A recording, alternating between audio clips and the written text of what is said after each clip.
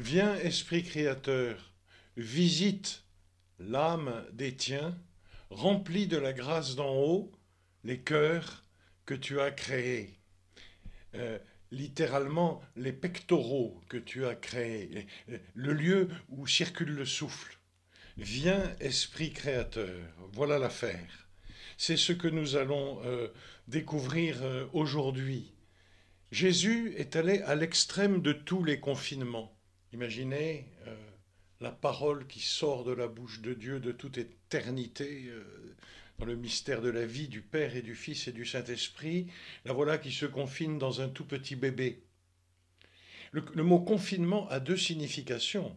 Il signifie séparation, c'est vrai, mais il signifie aussi aller aux frontières, aller au plus près d'eux.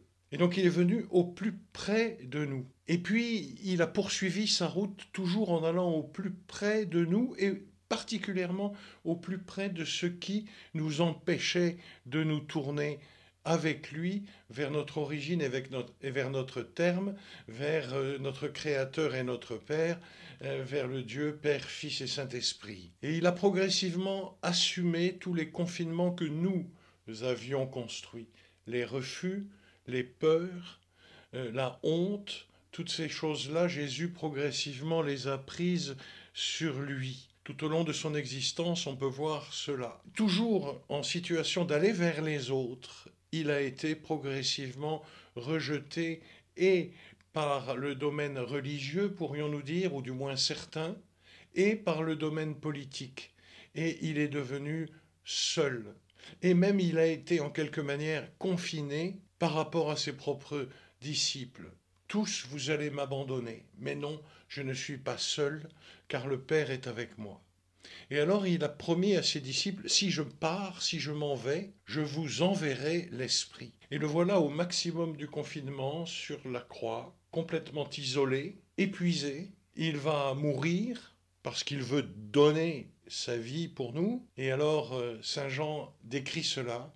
Inclinant la tête, il remit l'esprit. Voilà son dernier souffle, le souffle qui a porté sa parole, qui a porté la parole du Père à nos oreilles, parfois bien sourdes, la voilà qui est donnée. Quelques jours plus tard, 3 jours plus tard, les disciples sont confinés, ils ont peur, très peur, et peut-être aussi que se fait en eux un travail de lucidité par rapport à ce qu'ils pensaient être une fidélité et qui a été une suite de lâcheté. Le reniement de Pierre, l'abandon des autres disciples, et voilà qu'ils sont là, ils ont peur. Et Jésus, qui a disparu, se tient au milieu d'eux et leur dit « Paix à vous ». Comme le Père m'a envoyé, je vous envoie. Et puis, disposons-nous à cela.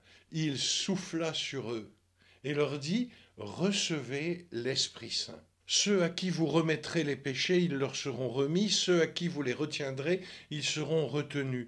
Jésus nous donne à tous ses disciples, une capacité extraordinaire qui est de libérer les autres des entraves du mal qui sont en eux. Saint Pierre le précise, la charité couvre une multitude de péchés. Conservez entre vous une grande charité, car la charité couvre une multitude de péchés.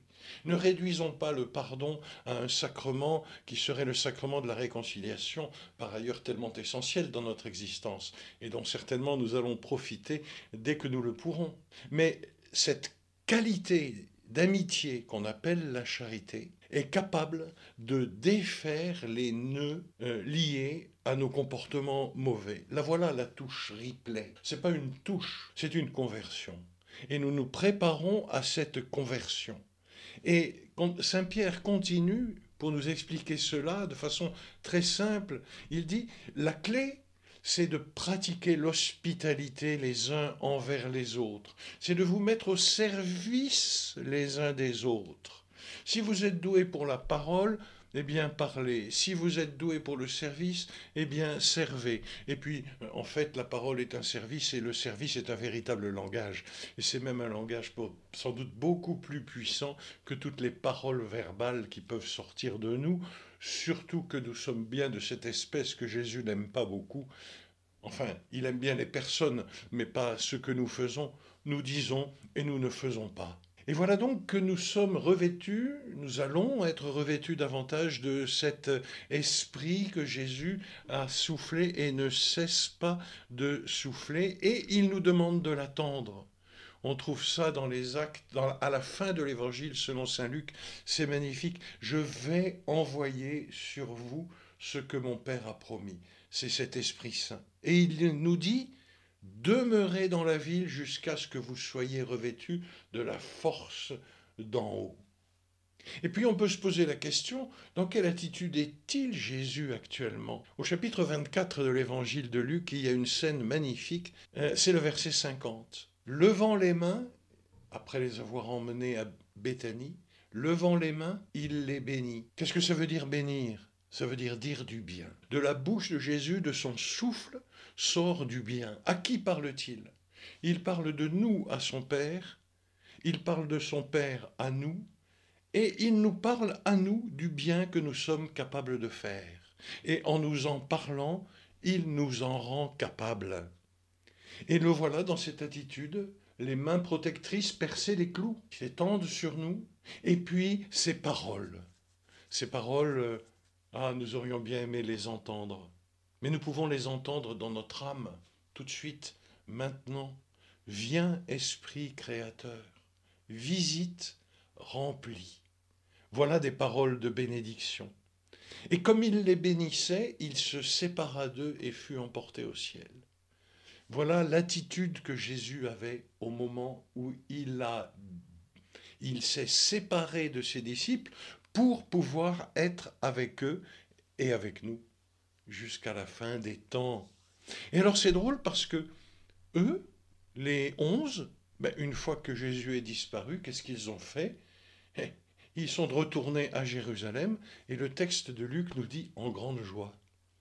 Voilà que leur meilleur ami a disparu. Je ne sais pas comment vous êtes, mais on serait plutôt triste. Eux sont dans une grande joie parce qu'ils ont découvert ce que fait Jésus pour eux, maintenant, toujours, ce qu'il fait pour toi, maintenant et demain. Alors oui, effectivement, nous avançons dans notre recherche. Le confinement nous a montré à quel point nous sommes un chantier intérieur qui aspire à une transformation radicale. Nous avons très rapidement découvert que tout au long de son existence, jusqu'à l'extrême du confinement, qui est finalement la mise au tombeau, Jésus a pris sur lui tout ce qu'il y a de désastreux dans cette expérience du confinement. Il l'a transformé, et le voilà, le vivant, tout près de nous, qui en ce moment souffle sur nous, et dans ce souffle vient la parole, et cette parole nous permet de dire des paroles bonnes et constructives, édifiantes, et de construire notre vie dans la force de l'Esprit Saint. C'est peut-être cela, me semble-t-il en tout cas, qui est notre grande joie en ces jours, et préparons-nous davantage à accueillir l'Esprit, et nous découvrirons la prochaine fois quelques moyens très simples pour que l'Esprit Saint puisse venir en nous. À bientôt, peut-être à demain, que Dieu vous bénisse.